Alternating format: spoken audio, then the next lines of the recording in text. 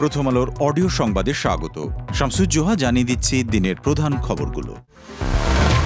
প্রধানমন্ত্রীর উপদেষ্টা ও প্রধানমন্ত্রী কার্যালয়ের মুখপাত্র মাহদি আমিন বলেছেন, মাত্র ৬ মাসে সব সমস্যার সমাধান কঠিন। তবে বর্তমান সরকারের সর্বোচ্চ আন্তরিকতা, দায়বদ্ধতা ও দায়িত্বশীলতা রয়েছে।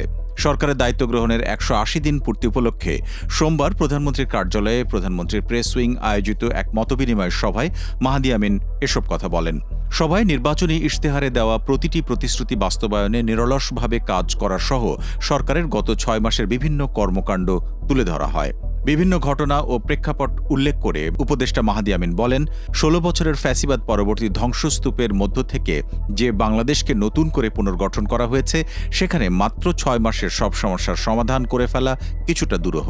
তবে একটি বিষয় নিশ্চিতভাবে বলা যায়, প্রতিটি ক্ষেত্রে প্রধানমন্ত্রীর নেতৃত্বে এই নির্বাচিত স্বচ্ছ ও জবাবদিহিমূলক সরকারে রয়েছে সর্বোচ্চ আন্তরিকতা, সর্বোচ্চ দায়বদ্ধতা ও দায়িত্বশীলতা। প্রথম থেকে ২০তম গ্রেডের সরকারি চাকরিজীবীদের মূল বেতন সর্বোচ্চ ১০০% পর্যন্ত বাড়ানোর সুপারিশ করা হয়েছে। ২ ধাপে এই বেতন বাস্তবায়িত হবে।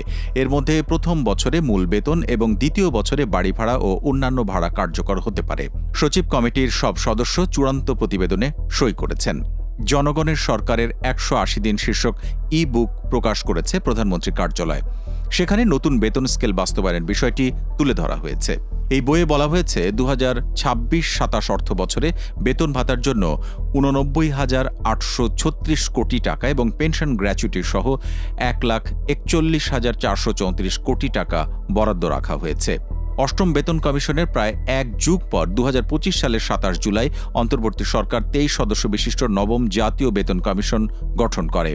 গত ২১ জানুয়ারি তৎকালীন প্রধান উপদেষ্টা অধ্যাপক মোহাম্মদ ইউনূসের কাছে প্রতিবেদন দাখিল করে কমিশন। বিদ্যমান গ্রেড ২০টি বহাল রেখে নতুন বেতন ভাতা ১০০ থেকে ১৪০% বৃদ্ধির সুপারিশ করেছিল জাকির আহমেদ খানের কমিশন। এতে সর্বনিম্ন মূল বেতন ৮,২৫০ টাকা থেকে বাড়িয়ে ২০,০০০ টাকা করার সুপারিশ করা হয়েছিল, আর সর্বোচ্চ বেতন কাঠামো নির্ধারিত ৭৮,০০০ টাকা থেকে বাড়িয়ে সুপারিশ করা হয়েছিল নির্ধারিত ১,৬০,০০০ টাকা। দেশে রোববার সকাল ৮টা থেকে সোমবার সকাল ৮টা পর্যন্ত ২৪ ঘণ্টায় হামের উপসর্গ নিয়ে ৭ শিশুর মৃত্যু হয়েছে। সোমবার স্বাস্থ্য অধিদপ্তরের দেওয়া এক বার্তায় এই তথ্য জানানো হয়। স্বাস্থ্য অধিদপ্তরের তথ্য অনুযায়ী চলতি বছর দেশে হাম ও হামের উপসর্গে এ পর্যন্ত মৃতের সংখ্যা বেড়ে ৯১৫ হয়েছে। এর মধ্যে হামের ৯৯ জন এবং হামের উপসর্গ নিয়ে ৮১৬ জনের মৃত্যু হয়েছে। সর্বশেষ ২৪ ঘণ্টায় হামের উপসর্গ নিয়ে ঢাকা বিভাগে ৫ জন এবং বরিশাল ও ময়মনসিংহে ১ জন করে মারা গেছে। এদিকে ডেঙ্গুতে আক্রান্ত হয়ে হাসপাতালে সর্বোচ্চ সংখ্যক রোগী ভর্তি হওয়ার নতুন রেকর্ড হয়েছে। সারা দেশে গত ২৪ ঘণ্টায় ৮৭০ জন ডেঙ্গু রোগী হাসপাতালে ভর্তি হয়েছেন। এ সময় ডেঙ্গুতে খুলনা বিভাগে মারা গেছেন ১ জন। চলতি বছর এ পর্যন্ত ডেঙ্গুতে ৭১ জনের মৃত্যু হয়েছে। জনপ্রশাসন উপসচিব পদে বড় ধরনের পদোন্নতি দিয়েছে সরকার। একসঙ্গে ২৭৭ জন সিনিয়র সহকারী সচিবকে পদোন্নতি দিয়ে উপসচিব করা হয়েছে।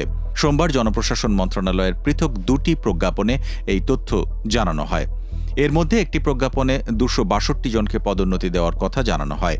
আরেকটি প্রজ্ঞাপনে বিদেশে বিভিন্ন দূতাবাসে কর্মরত ১৫ জন কর্মকর্তাকে পদোন্নতি দেওয়ার কথা জানানো হয়। এবার নিয়মিত কর্মকর্তাদের মধ্যে ৩১তম বিসিএস প্রশাসন ক্যাডারের কর্মকর্তাদের নতুন করে পদোন্নতি দেওয়া হয়েছে।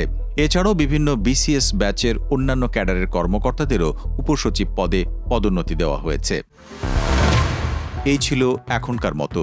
প্রথম আলোর অডিও সংবাদ শুনুন আমাদের ইউটিউব চ্যানেল, ফেসবুক পেজ এবং প্রথমআলো.com-এ।